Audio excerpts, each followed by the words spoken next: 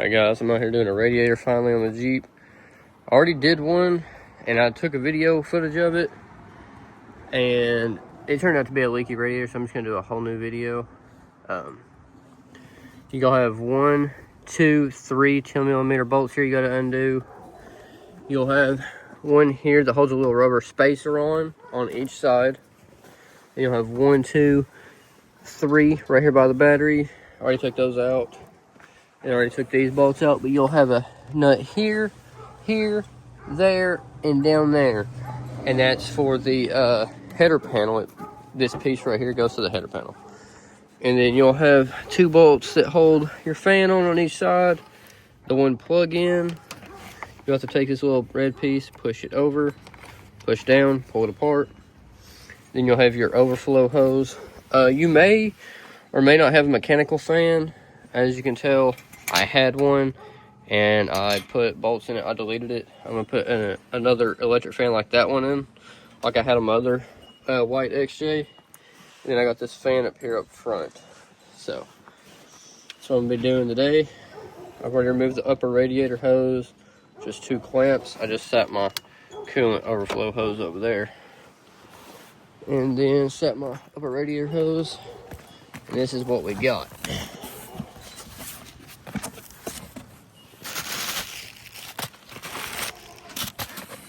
I got a all aluminum radiator, 3-core radiator. I didn't get the one with the 3 row fan setup because them fans are junk. The OEM fans do good, especially if you mix it with this radiator right here. It's the one I should have bought in the first place, but that was just like a killer deal, and it turned out to be too good to be true. So, and I just bought a new radiator cap. Look at that! Lo and behold, comes with a new damn radiator cap.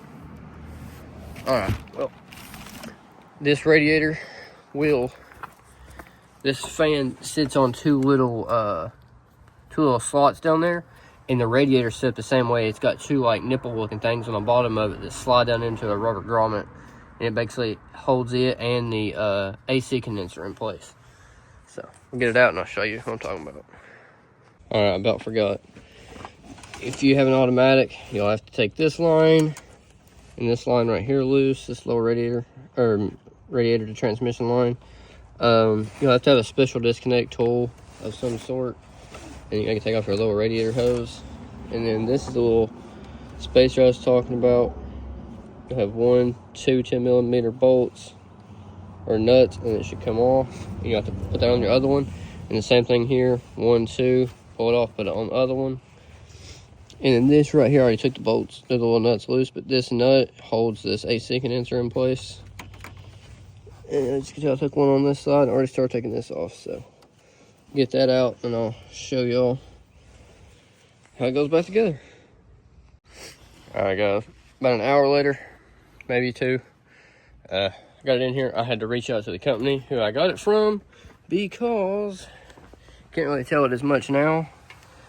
That was this piece right here was bent like into here. This was kind of coming off of here like flat. I had to flare it back out the best I could with a little ping hammer and some pliers, the best I could without, you know, messing up any of the welds or anything or making it leak. I semi-pressure tested it with some old hose and some hose clamps and a pressure tester, and it didn't seem to leak. So I reached out to them. They're going to give me half my money back since I had to go through the trouble of doing that, and it wasn't horrible. I just wanted to let them aware of what I had to go through, and they offered me half my money back. So there it is. Like I said, it's got them little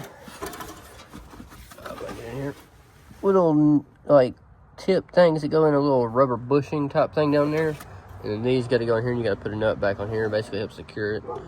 People, I guess previous owners didn't have one on that side, I don't think. But I know they did on this side.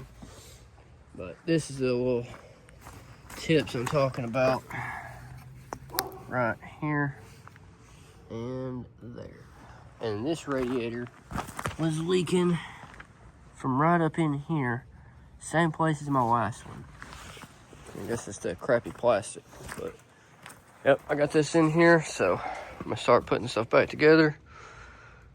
And I'll show you when it's done. All right. Just like that, I got it running. I'm adding coolant to it. That's how it should look.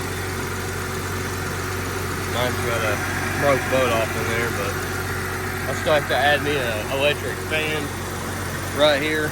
I'm still trying to find one that's this thin because the other one that I have 3 other ones and they're all thicker than this one, and they hit where the clutch fan was. But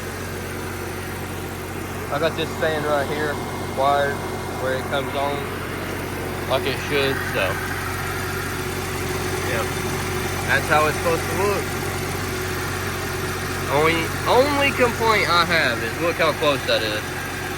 Putting the cap on and off is a pain in the ass.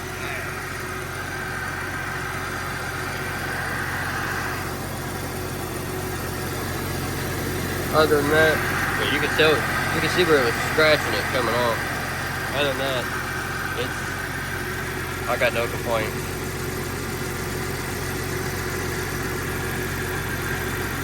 Alright guys, I'll see y'all on the next one. Be sure to like, share, and subscribe.